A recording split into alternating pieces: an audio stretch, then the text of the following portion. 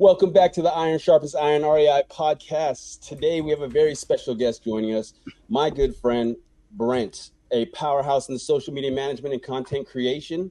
Brent has worked with over 100 clients, taken a single YouTube channel from 0 to over 750,000 subscribers and millions of subscribers across all of his clients. It's a pleasure to have you on the show, Brent. Thank you for coming on at such short notice, literally 25 minutes. Notice. Welcome in, brother. That's what friends do, bro. That's what friends do. Right on.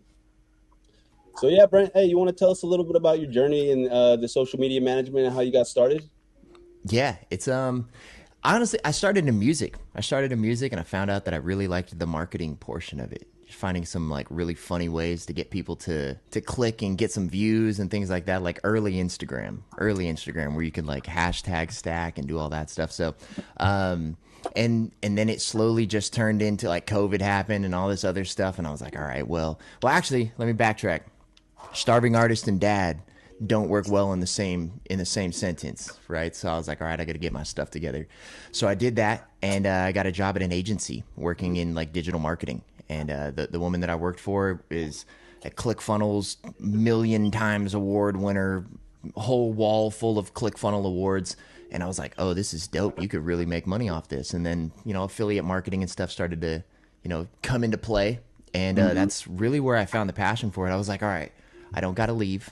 I could stay right here. This is the layer. If I don't have to leave here, I won't leave here. If there's not a comma inside of the number that we're talking, if we're even talking numbers, I'm not leaving this room, bro. You know what I mean? So, and that's kind of what it turned into. COVID happened, started my own agency, and I was like, I could really do this. I found a platform that I could white label, and started teaching people how to use it. And it's been go ever since. Literally go. Like I feel like a baby giraffe, like when I was just getting this thing started for real. Cause it's like, oh, look, I'm walking. Look, like I can do it. I'm running a business. I can do this. And then if you just don't stop doing it and, of course you're going to fall, you know what I mean? But, yeah, that is my story, dude. And Brent has a bucket and a fridge out of camera sight. So he literally never leaves. I don't need portable to. Bathroom. Yep. It gets delivered right here. Amazon Prime. Don't forget to use the affiliate code Brent. There it is.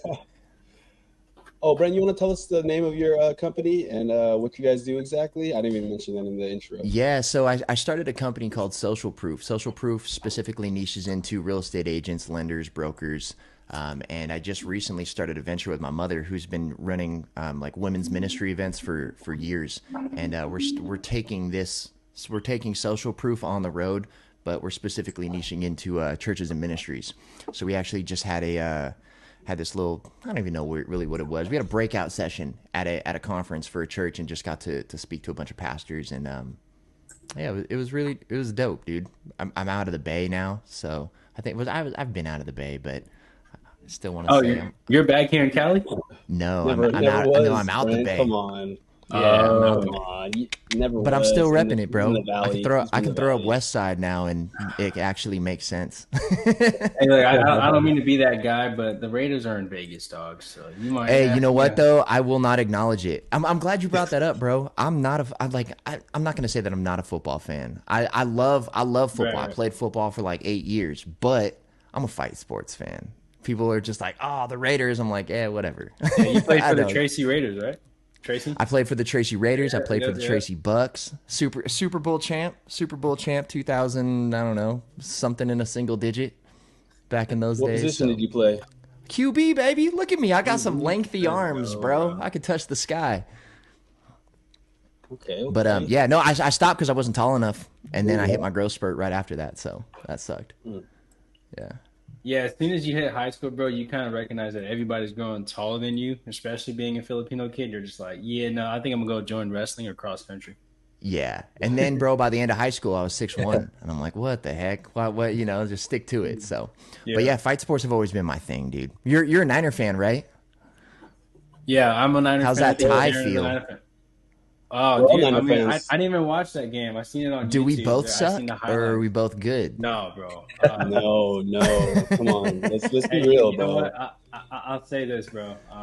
Anyways, yeah. Hey, look, let's change the subject, bro. I didn't Hey, come I got onto a this question for you. podcast to take so much crap, gentlemen. No, I'm just kidding.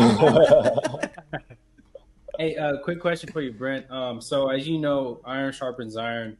We're looking to grow organically, right? And it isn't until maybe like the next chapter, the next phase in our YouTube career that we start to gain traffic from other platforms like TikTok or Instagram. But for now, I think where we live is YouTube. I needed to ask you, what do you think is the key to growing YouTube channel from scratch to hundreds of thousands of subscribers? I think the best advice that I can give anybody, especially y'all, is like don't worry about the first 100 videos. Get 100 of them knocked out. Go take some bumps and bruises. Get 100 pieces of content out, and over 8 minutes. Like this is actually, I just had a training on this. So if you anything under 8 minutes isn't monetizable in long form content. It has to be a YouTube short for that to be monetizable. So like under 60 seconds or over 8 minutes is like that prime. That way you can make money off of it, you know, because we do want these businesses building themselves, you know, and what I found is just give as much value is free. Value is super free. So go give all of the value. Right. Like there's no holding it in. Oh, buy my course and you can hear more, because that person's going to go to your channel. They're going to go to someone else's channel and 2 other people, and everybody's keeping the sauce. You know what I mean? They're keeping the secret formula. But if I'm smart enough, and most of us are YouTube educated, right? All of us went to YouTube University, right? Go play buttons. Let's go. I graduated from I have a minor in YouTube University, yes, and a master's in schools. Yes. But yeah, so they're going to take all of that and put it together. Be like, all right, this person said not to do this, but this person said to do something else. And then they're going to create their own strategy, and it's going to work. So, I mean, we're up there. Dude, there's so many people in the world. And that was the whole reason why School Channel was created, right? Because of the big gurus that were selling courses at like $8,000, $10,000, $15,000 a pop. You get these smaller guys that know the same thing, that understand, are teaching the same sauce, that are teaching it on School Channel for no more than $100 a month on School Channel. Yeah. And people are doing that for free too. Alex Hormozy they call him the $100 million man for a reason. You know what I mean? And he's well past that now. Like he took school into something out of this world, and I wouldn't even say that it's game changing. Like, no, it's not. It is game changing. It's nothing new. He's not reinventing the wheel. He's just putting everybody, like-minded people, into a group. So like School Games is amazing. Actually, so my homies and I out in Arizona, we started a School Games channel, and it's completely free. We're just trying to get as many entrepreneurs in there as possible. What you do after that is kind of like where I've built my business, what Divine Influence, that ministries, like on the road productions type thing that we're on. This is helping businesses after you've taken over social media. Where do you drive them next? You know what I mean? Because like people don't do what you want them to do if you don't ask them to do it, or you don't handhold them through the process. So like if you're like, hey, click the link in my bio, and they go to the link in your bio and there's nothing there, you know, what do they do? How do they become a part of your community if they're a big fan? And that's kind of where that 100 pieces of content comes in. Is like when I was doing music, we had the opportunity to get a distribution deal. And one of the things that we were told was you don't put enough content out for people to become a fan of you, right? So like you have to put like if y'all are doing, what you guys dropping an episode a week right now, or is it multiple? Yeah, I mean an episode a week, some few short content on Instagram here and there, Facebook. Yeah, like this podcast right here should be thrown through Opus, cut it up, schedule it. Don't worry about it. Promote the next one. Yeah. You know, and that's literally like key. Sorry. I was about to say, little key tip for anyone using Opus as an editor. Brent just told me about this, about the Opus subscription. Oh, Gerald, don't use the free version. I used it and sent it to Gerald. Oh, okay. Well, then I'd take it back, Gerald. Joe, get your stuff together. No, but watermarks, things like that are super important. Because like if we understand, and I think we all know that like social media is a pay to play game, right? So like if we're paying to play and we're out here promoting things, and there's watermarks and things all over that, like take TikTok for an example. Yeah. If I take a TikTok and post it as the same TikTok from my channel, it's me, and then I post it on my Instagram. It's got that little TikTok watermark on Yeah. inside of there. It's going to bury your content every time. Why? Because why are we going to promote McDonald's inside of Burger King, right? It doesn't make sense. We're competitors. So, yeah, and being everywhere. Like I know I'm talking about YouTube, but like that's one thing that you should like don't if you're just doing YouTube, you'll be fine because YouTube's the number one search engine Google's the number one search engine that owns the second largest search engine. But on top of that, there's like I think there's like 2 billion accounts on YouTube. Like there's chances, like you can hit with consistency. But those 100 videos is letting YouTube know, like, yo, I'm here to stay. I'm consistent. I'm a player in this game. Yeah. Let me ask you this, bro. What would you guys guess is the average YouTube session per person? What do you mean? So from Like the time I frame open where- YouTube to the time that I close YouTube, correct? Man, I would I'll say keep like mine on for 4 days. an hour. I know. An hour? I would say an hour at the least, or not at the least, but average, yeah, for me. Yeah, 40 minutes. 40 minutes. Wow. Which is crazy because people are like, oh, I'm going to upload a 30, 40-minute podcast. How many people are going to get all the way through this episode in one sitting? Probably not many, right? Right. But and if they do, we thank you. Don't forget to like and subscribe. Support my boys. But and comment your, I don't know, comment the city you're from. There you go. Use that, clip that. Engagement is important, dude. Yeah. You have to ask people. You have to ask people and understanding your analytics too. But like your analytics aren't necessarily going to matter until you get to those 100 videos, because otherwise, there's not enough data, right, Joe? Mm-hmm. I didn't want to. So what are your guys' goals with this channel? Like, where do you? So after they watch this podcast, where do they go? How do they become a part of your community, or is there a community that they can get involved in? So right now our main business model is wholesaling nationwide. Initially, I think we started because we wanted to just gain traction nationwide. So in the event we get a deal like in Texas, Florida, Ohio, if people hear about us, they would more likely do business with us. So if we were to find a buyer and they see how we operate, like we would just then have like boots on the ground or build some type of infrastructure in other markets. But other than that, man, I think it's just more brand awareness with nationwide wholesaling. I don't think there's anybody in the forefront leading that, being like the big nationwide wholesaler operations. They're usually just in their certain markets doing big things. RJ Bates doing this thing. Yeah. Right. Mm-hmm. So yeah, he's doing the thing, right? He's PPL, PPC, showing the grind, showing the process, doing nationwide with everybody. So RJ Bates is a good example because he has brand awareness on nationwide wholesaling. People are sending him deals, even being in New York, Florida, Minnesota. You know what I mean? Yeah. I got this saying, and if you know one thing more than somebody else, you've got the ability to teach them something. Bro, Right, that's so, where, like, yeah. Just Sorry, go one ahead. thing, just a single thing. You teach them one thing. Or if you know one more thing than somebody else, you have the ability to teach as they do you, right? So what I would recommend doing is, even outside of these podcasts, throw another episode in this thing. Throw another episode of just like 8 minutes of calls, compilation calls. Hey, how not to do calls, and just, how to get thick skin. And it's just a compilation of people just hanging up on you. Comment your favorite one. Which one was your I favorite never one? get hung up on. Yeah, that's because they never answer. They're like, dang it, it's Joe again. But hey, Brent, you mentioned like, where do we direct people after the podcast, right? Like, where would you recommend that what are some like examples of places we can direct them to? You can go to bjlarson.com and get plugged into my community for free. There it is. Yeah, Yes, you sir. can. But like, dude, Love go that. go by your names. I don't know if y'all heard about Kai Cenat buying, I don't know, some like OnlyFans chick's domain name. Have you heard about that? That's the next phase, bro, that we're heading to is, OnlyFans, right, Joe? You're going to start sending some feet pics? Maybe not that. Maybe not that. Well, that was Oh, just not that that's direction. what. No, Yeah, okay. that's what she I does told you for a that with living. confidence. I told you that in confidence. It's all good. Joe's got a special: buy 4 toes, get the 6 free.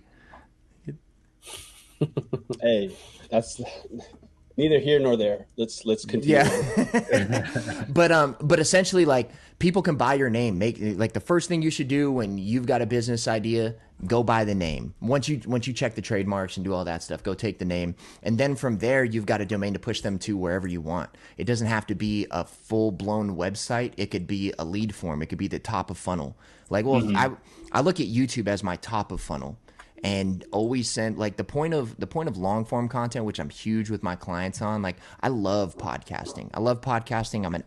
I'm a avid podcast listener. Like, hours, bro, hours and hours. Like, probably Rogan's #1 fan. I was in the 0.1% of his listeners because I don't miss an episode. Why? Because, yeah, like, some of them are a little bit crazy, but, like, there's so much you can learn from that. Even the way that, like, he's carrying conversations, the way that there's, like, no dead space, the way that he gets people to stop talking while he's talking, it can just complete control. But outside of that, the marketing standpoint of things is he doesn't have to do anything else but that. He can go do whatever he wants because he's going to take this, clip this, and send people back to the full episode, which is monetized. Right. So, and then in there, he's probably got his, if he had, like, an actual business that he wanted to send people to, or like a funnel, hey, the link is in the description, blah, blah, blah. And then it takes them to the top of funnel, and it's some type of lead form, and it's not always freebies. Right? So he Like, has a bunch of, like, call to actions just thrown in there every time. he doesn't specifically. He's got sponsors that are like, hey, I've got a sponsor in between this. And that's like a whole different conversation. But, like, speaking as a business, having somewhere that, like, if YouTube is your hub, that's where everybody can go. Like, imagine this. Imagine getting an objection, and you've just been dropping videos. You've reached your 100 videos. Imagine getting an objection of just like, we're not in the market for anything like that right now. Or I've heard about that. One of my friends got screwed over from people like you, right? Or one of you people, right? And that's typically what they'll get. You guys keep calling me all the time and blah, blah, blah. That's probably what your setters and scrubbers and stuff are getting. But if you just get like you know what, I'm so sorry that you had to deal with them. They got to you before I did, and I apologize about that. Take a look at this video. Watch this YouTube video for me. And then it's just a video that overcomes their objection. Whatever objections you get, go make a video on it. And then now you're solidifying yourself as the expert, because it's not me telling you how great I am. It's my channel and my comments and the likes and, like, the social credibility, like, do likes mean anything? They shouldn't, but they do, let's be honest. But, yeah. And then just make sure that they stay plugged in, because YouTube, and it's crazy, because if Facebook is powered by Google as well, then you're only going to end up in their feed somewhere else. Because we were talking about that 40-minute YouTube session. Yeah, they're spending 40 minutes on YouTube, but as soon as I close YouTube, I'm opening TikTok. Oh, dang, there's Gerald again. That's the way this game works. So if you're everywhere and you're focusing on YouTube, drag all of the other ones along by at least posting once a day. That is prime. Because you don't want to be like, all right, well, my Instagram is where I would need it to be now. Now I'm going to start going on TikTok, and you got to restart. That's not fun either. So I guess on that note, to piggyback off of that, what would you recommend, or what are some tips for staying consistent in content creation across all platforms that you could give to somebody? Find a scheduler. Go High Level's got some. There's a few that you can check out. There's no bad ones, but there's no writing on this. But I feel that the algorithms know when you're scheduling from somewhere else. So find one that looks at it as if you're posting natively on there. Schedule it. I would carve out an hour a week. Carve an hour a week out just to sit and just, like, meet up as a team. Meet up as a team and say, what objections did we get this week? Okay, great. Which one of you three can speak the most? And I wouldn't say speak the most. Who can add the most value to this specific topic? Like, which one of us has the most value? Okay, great. That's you. All right, Darren, you're up this week, dude. Knock this out. Is Joe doing all the editing? Yeah, Yeah. send it over to Joe, and then get it knocked out, get it posted, and then after that, then you get into like once you get past the hurdle of just getting the content out. This is what episode 7, I think.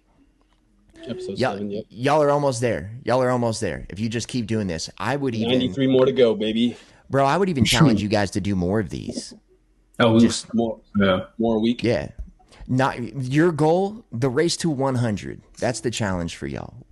The race to 100. How fast can we get to 100? Just do that. Yeah. So the way that I help build that client's account up, I don't want to say her name because I don't want to, but the way that I helped build her account up to like 700,000 followers was one piece of content every day, and they were 12 minutes. 12 minutes. Some of them 20, if depending on the topic. But the market that she was in was so niche that and everything was a buzzword for her. And now she's on like she's got Ed Milet on her podcast, Brad Leah, it's not Brad Leah, it's Lee, I think. I don't know. Brad Lee, all of these superstars of that world. And then there's a different ball game of like, all right, cool. Now that people are looking at us, what do we do? How do we capitalize? Because having attention for the sake of having attention, like you're gonna be a hawk Tua in no time. But it's so true. Like unless she capitalizes on this, which she has, she's been doing a great job. But like if she wouldn't have capitalized on this, she would have just been a meme. But now she's at Jake Paul's fights. She's ringside. She's part of Better now. Like people are calling her for sponsorships for whatever. But now she's got the eyes, and now that's all everybody wants. That's the only thing we want as business is the attention. Because if you've got a good product and a good service and you're a good person, you do business well, then it's only a matter of time, but you just have to give you every fighting chance that you've got to see people. So that comes with making sure nothing ever slips through the cracks of your CRM. And typically where that crack happens is between their social media and your CRM of some sort, right? Or a marketing campaign or whatever it may be. So for those who don't know who the Hawk 2 girl is, put the clip right here really quick. we should have a GIF of her when Brent says that. Yeah, I might put something in there. That. Use this, bro. Go. What's the name of this website? Vlipsy, VLIPSY. So would you suggest? So would you suggest that we try to get all the content all out at once and post like a month's worth of content, or should we just post as we go? It's a good question. It kind of depends. I wouldn't put like if you run it through Opus and it pops out 24 pieces of content. Oh. Most people would look at it as like, oh, I've got 24 days of content now. But if you post, let's say that like Mondays are calling days. Mondays are our objection days, and we're just posting content from all of our episodes, right? Like go up and categorize them because y'all will have some that are like you calling people, right? For the most part. So you're making all these calls, and yeah, Mondays are our objection days, or Mondays are our hang-up days, whatever it may be. Add a theme to each day. And then Friday, Saturday, what days do you typically drop on YouTube? Oh, like Thursday or Friday. Okay. Usually. Drop Thursdays if given. Fridays people they're weird, Sometimes they got plans, sometimes they don't. Like that's the same thing with like paid ads. Most people won't start or run paid ads in the smaller budgets on weekends because people just perform differently. So I would recommend taking those clips and over time with consistency, right, on that track to 100 videos, you've got your objection Mondays, your tips and trick Tuesdays and Thursdays, maybe wisdom Wednesdays, things that you've learned, maybe some lashings that you took that you want to make sure that people don't get, and you're just giving them the wisdom. And then, if you're dropping on Thursday, you're going to want, and in addition to that, having some type of promo for, hey, don't forget to check out this episode. And it doesn't even have to be like a clip. It could be a video of you guys being like, yo, can you believe Brent, this Christian business owner, is talking about the Hawk Tua girl? What the heck? Are you kidding me? tune in this Thursday, dropping at midnight. You know, like those types of things. I gotcha. Okay. Yeah. And thumbnails. funny. Thumbnails. The I'm same on. thumbnail you use for the video, use for Instagram too. Like throw it in a you square, seen our make it a thumbnails? carousel. Yeah, they're dope. They're dope. So are you saying Yeah, they those look good. thumbnails get on the like if I'm doing Thursdays seller calls every Thursdays from 10 to 12. Like I should be dropping like promos, I should be doing the call to action to our YouTube page. And then Oh, for thumbnails, sure. what do you mean by that? Like do I Thumbnails. So like think of YouTube like this. YouTube is only titles and pictures until you click in the video. So you're competing against a bunch of different titles and a bunch of different Pictures. right? And if y'all are taking notes, write this down. The same words that are in your thumbnail should not be in your title. Because you want to give your video every fighting chance to make that happen. What I mean by that is let's say that the title of the video is how I sold 100 homes in a month. Right? Like the video should not be she sold 100 homes in a month.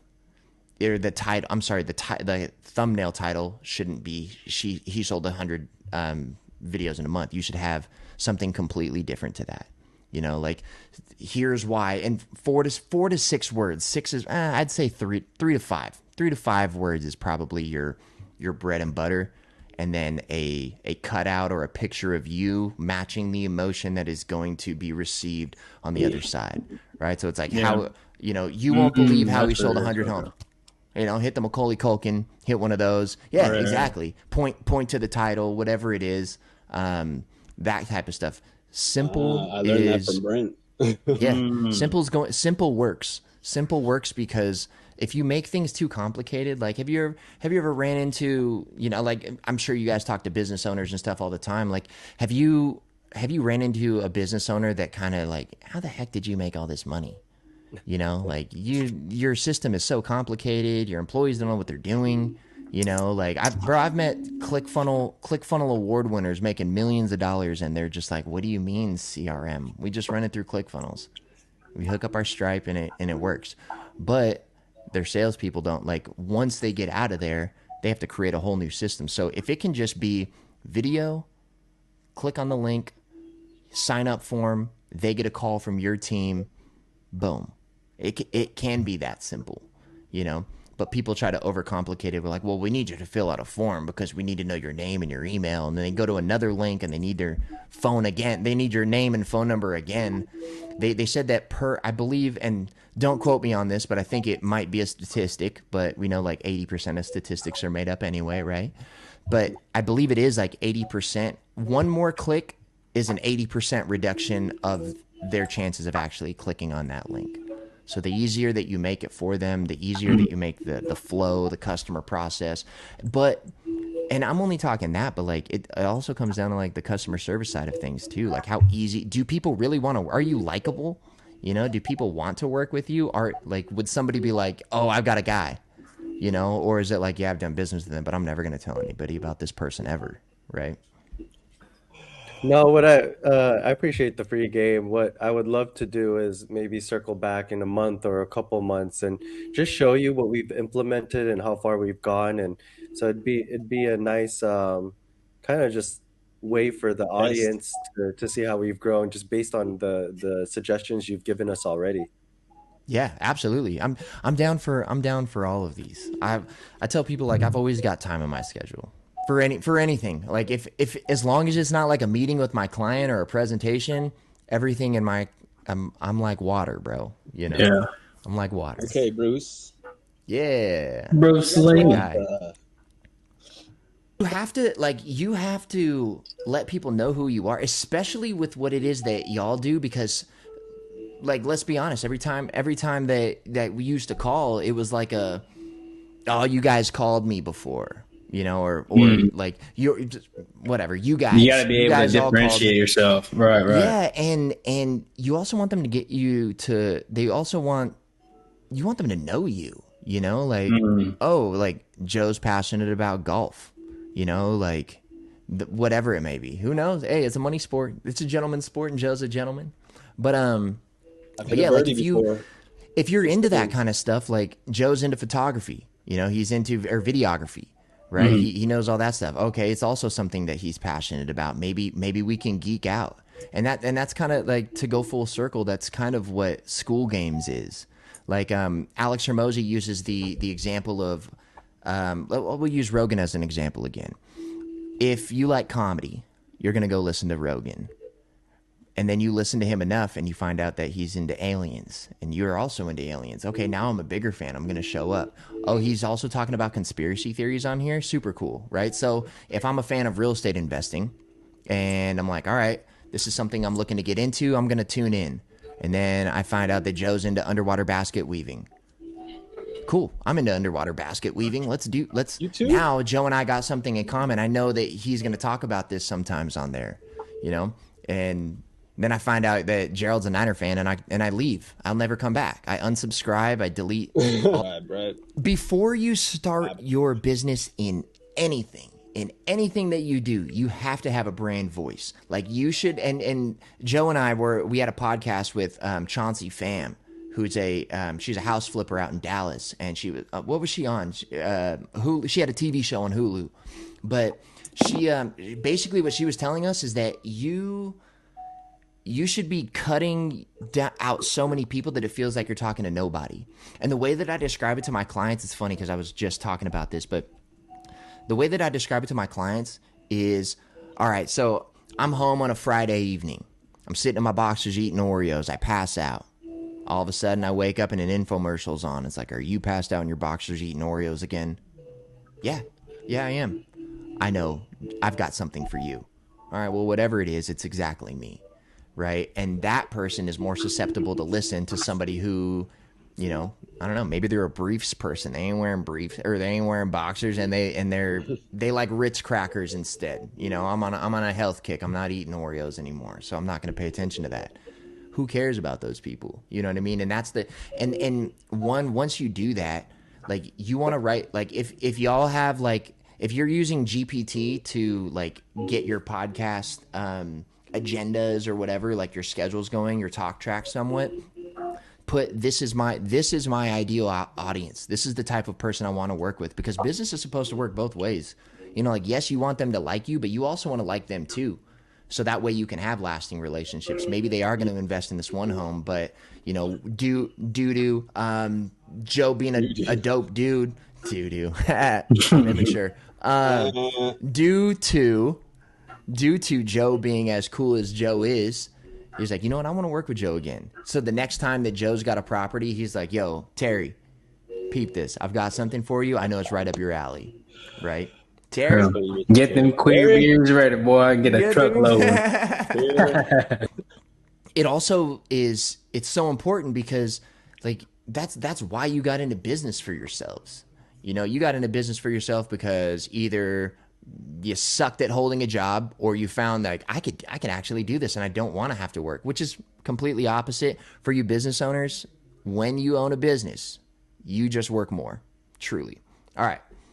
And it's true, bro. It's so like you're true. Speaking to me, bro. You're speaking to me, man. Thank you. Yeah, I was trying to move my camera, but whatever. I was trying to hide the chinchilla. Where's the chinchilla? Now you got to show us. Heck no, bro. That's my daughter's. I don't want that. This thing is different. It's different. Like, imagine a rodent that knows its name. When you walk in the room, it's like, what do you like? You gonna feed me? It'll run around its cage and follow you. But it was the only thing on her. It was the only thing on her list that she wanted for her birthday. So, speaks Tagalog and everything. What's the chinchilla's name again? William H. Chinchinnington. William H. Chinchinnington. Yeah, the H is Humphrey. William Humphrey Chinchinnington. I don't even think those are legal in California. Gentlemen. They're not. Yeah. It's gonna be some quick question quiz. But anyways, it's just Joe's a little more animated when he says he's like, quick question quiz. Yeah, put some umph into it, bro. Goodness, do you know who I am? Question quiz. Let's go. We can stop. All right. So it's just like a fire round. We're gonna spit off some questions, and you just answer with as few words as possible and as quick as possible. Just boom, and then we'll just We'll keep it going. That's how I got to where I'm at in life. Boom. It's horrible. YouTube or Instagram? Which platform do you recommend focusing on first for real YouTube. estate professionals? YouTube. Gotcha. What's the ideal video length for keeping viewers engaged on YouTube? 8 to 12 minutes. One piece of equipment every content creator should invest in. Ring light. Best time to post a new video on YouTube? Tuesdays and Thursdays. Why is that? Because the weekends are different. Okay. Monday people are at work. Tuesday is kind of like, all right, I'm back in the groove of work. Wednesday is like hump day. I mean, Wednesday's not a bad day either. And then, yeah, Thursday is just ideal. And then that way people, it's already got some traction for the weekend. So when the algorithm, when they get back home, they can watch it. What are your top tools to use for social media content creation? For free? Sure. CapCut and Opus. Boom. Well, Opus, your content will get buried if you use the free version. So yeah. Okay, I take that back. I'm going to change that to Captions.ai, the app. It's only, I believe it's only on Apple. Yeah, that's a great one too. I paid that as well. I think I paid for that. But anyway. Yeah, it's good. It's worth paying for it. It's like $25. Where do you see yourself in 5 years? Love it. With the ministry and the social media content? Yeah, I want to be running live events in arenas. I would love to. My goal is Shoreline. I would love to run one in Shoreline in San Jose. Grew up doing shows and stuff, or doing shows, watching shows there. I've seen all my favorite artists there. I would love to go back and give some value. And yeah, I don't know. I've kind of felt it on my heart to go and pastor a little bit. I'm going back to Bible school. So do it, brother. Do it. Yeah, let's go. Let's go. Brent, you want to tell people where they can find you? Yeah, you can catch me outside. No, I'm just kidding. Another clip. Where I found out. No, you can go to where I found out scale on there too. Yes. Yeah, I told you I like fight sports, bro. No, you can find me everywhere. Right now, I would love for you to find me at mydivineinfluence.com. I've got a free group. We do trainings every single Thursday with churches and ministries. So if you're not down to hear about Jesus, don't show up. But if you're okay with that, even if you're a believer or not, you know, we're going to show you how biblical principles relate to business, and that it ain't going to happen unless the order is right. So, love it. I give free stuff all the time. I don't even ask for money. Well, thank you, guys. That was the Iron Sharpens Iron REI podcast. This is Brent Larson, our social media content consultant, our good friend. And I just want to thank you again, Brent, for being on and sharing all that value with everybody. If you want to see more of Brent Larson on the Iron Sharpens Iron REI podcast, put it in the comments below. Shoot the like button and subscribe. All right, guys, signing out.